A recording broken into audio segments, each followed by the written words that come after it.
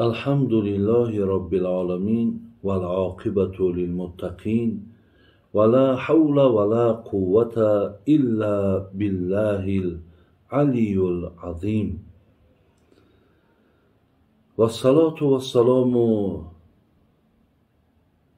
على البشير النذير وسراج المنير سيدنا وحبيبنا محمد صلى الله عليه وسلم وعلى آله وأصحابه أجمعين.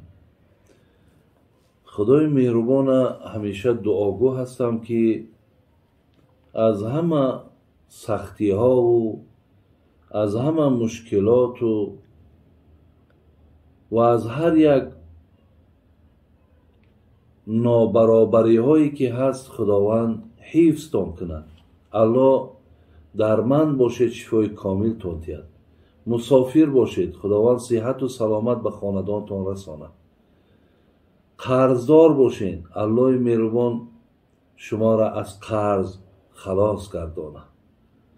الله مهربان دعاگو هستم که خاندان همه شما در فیض و برکات نازل و آفت و بلا را دور گردانه و خداوند در این دیار ما و شما و در ملک ما و شما همیشه آسودگی و فراهمی را خداوند نگهدار باشد. برادران و خواهران عزیز، الحال من یک چند مصرع در اطراف آنه که انسان عاجز است از این که نمیتواند که پیش راه مرگ بگیرد. یعنی مادامی که مرگ به سراغ ما می آید، وقتی که الله مهربان ساعتی حیات ما و شما را که بود کرد، دیگر این امانت از ما و شما جدا می شود و هیچ توانایی و هیچ گویم قدرت و هیچ طبابت و هیچ داروی دیگر برای ما حیات دوباره داده نمیتواند. مادامی الله این امانت گرفت،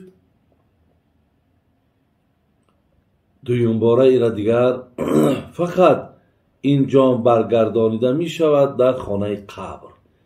دیگر با این دنیا ما پناه با خدا میکنیم و هر چیزی که بود و نبودش دیگر پیش الله مهربان خودش عیان هست.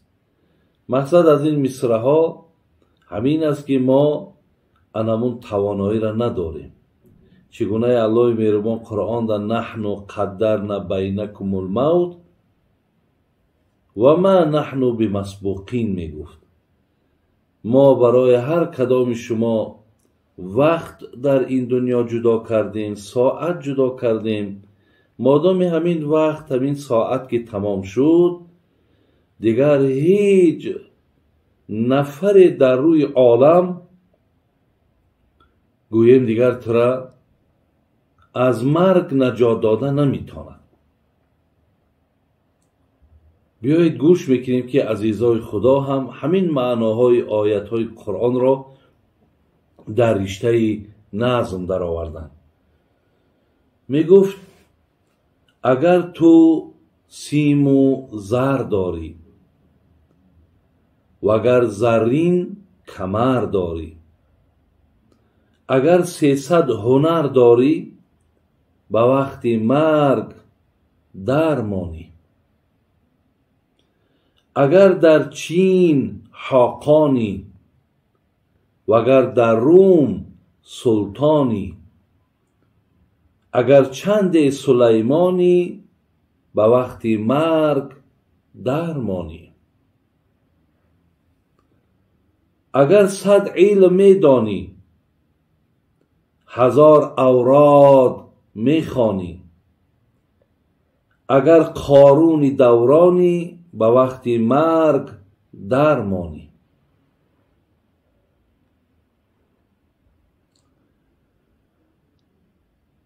اگر پیری و برنایی وگر فرعون دنیایی، اگر یوسف زیبایی، به وقت مرگ درمانی.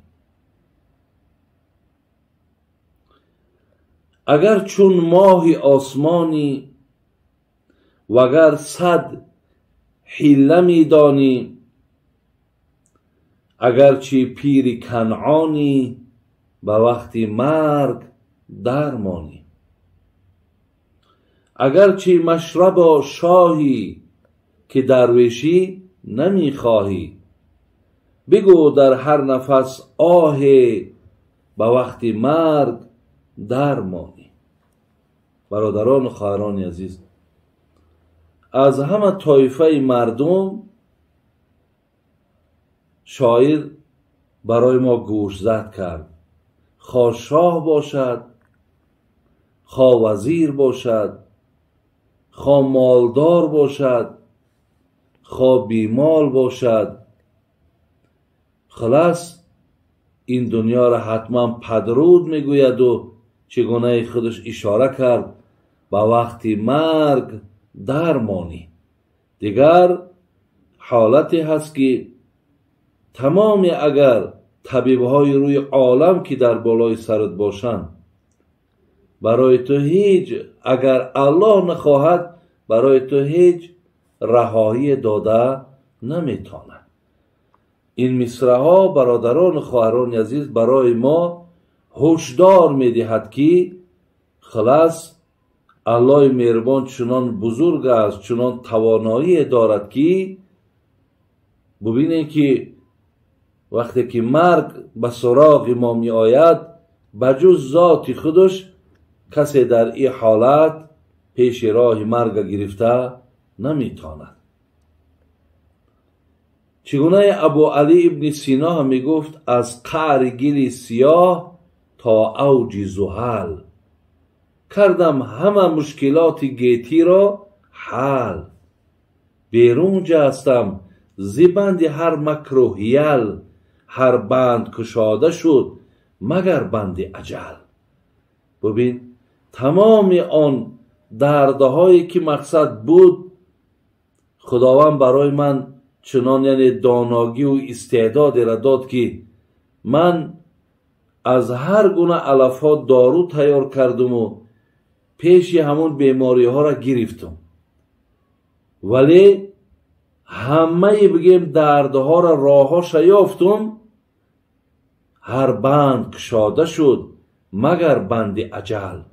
لیکن هیچ طبابت و هیچ مقصد دانایی و فهمیش من پیش راه مرگ گرفته نتوانست. از این لحاظ برادران و خواهران عزیز، پیامبرمان در یک حدیث می گفت که در بین امتم از همه در زیرکترینش کی است؟ برادرها، حاضر اگر امیر با طریق سوال رنگی گویم یک انا پخش مستقیم یا پریامای افیر میگن. اگر در کوچه ها گردیم گوییم که شما گویین که در همین تاجیکستان مقصد یا در همون محله زندگی میکنی، از همه در زیرکترین، چقانترین، هوشیارترین تان کی است؟ برادران عزیز، آن جوابی را که پیامبر داد امروز در ذهن این مردم ما نیست. شاید هوشیارترین امروز مردم ما همون کسانی را میخوانند که مقصد دارای پول هستند، دارای مال هستند، دارای شرایط هستند. مردم همینها را مقصد از زمره آدمان هوشیار و آدمان زیرک میشمارند. یکی شما میدانید که پیامبرمان در جوابش چی گفت؟ گفت دانید که زیرکترین امت من آن نفری هست که هیچ وقت مرگ فراموش نمیکند. برادران و خواهران عزیز، زیرکترین امت پیامبر وقتی میشوی که دایم مرگ در پیش چشمت همیشه چرخ میزنه. از این لحاظ هر کسی که اگر شما میدانید که حتی پیامبر هم در حدیث ها ما را مقصد با زیاد یاد کردن مرگ حتی امر کرده است که مرگ شما زیاد یاد کنین. برای چی؟ به خاطر که هرگاهی که آدمی که در یاد مرگ باشد، برادرها خواهرای عزیز، از او آدم خوبی های زیاد انتظار شدن در کاره. البته همون گمان های بد، همون نیت های بد، همون مثال گویم خیلی غرض های زشت و بد در انسان وقت هست که انسان مرگ مردنش فراموش کرده. برای همین ما اگر از این مصلحت پیامبرمان اگر پیروی کنیم برادر عزیز، این مرگ بسیار بسیار ما را تربیه خوب میکنه. وقتی من فردا فکر کنم که اگر مبادا پیک اجل به سراغم که بیاید، امروزه کار ما، امروزه سخن ما، امروزه عمل ما چنان نیک خیر میکنم که تمام جمعیت از این استفاده میبرند.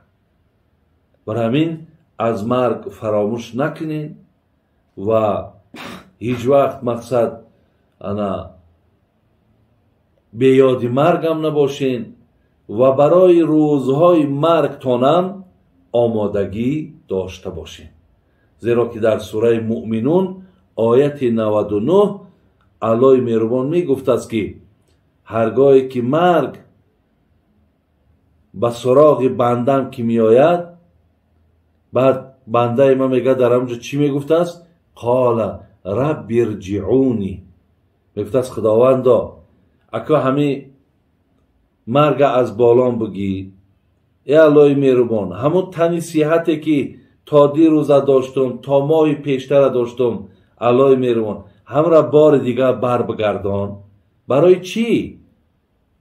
شاید سوال شد برای چی قدر بنده الله را زاره میکند که یک باره که دیگه با به دنیا بر بگردانم، یک باره که دیگه مقصد همون جان در وجودم جای که آیا میگوی برای خاطر زن فرزند شد، یا برای خاطری که با همه از زیبایی دنیا استفاده بره، یا برای دیدار پدر و مادر شد؟ نه، دوام آیت میگه رب ارجعونی لعلی اعمل صالحا فیما ترکتو، تا من اعمال صالح را زیاد جمع کنم. چگونه ای که وقتی حیات بودم و مقصد وقتی قدرت داشتم و پروای عمل صالح نداشتم، وقتا ما بیهوده گذرانیدم، اینجا ده که امروز عمل صالح برای ما عزت می بخشیده است، خدایا یک باره که دیگه عمرم بده که من دستهام پر از عمل صالح کنم و بعدا جان ما که بگیری، مقصد این دفعه من هیچ دیگر بازگشتی به سوی دنیا را از تو طلب نمی کنم. انای حسرت ها را ما میتونیم خواهرها و برادر عزیز که قطعی خودمان مقصد به خانه قبر نبریم. الله عاقبتمون بخیر کنه و ایمانمون با سلامت نگه داره. سلام علیکم و رحمت الله و برکاته.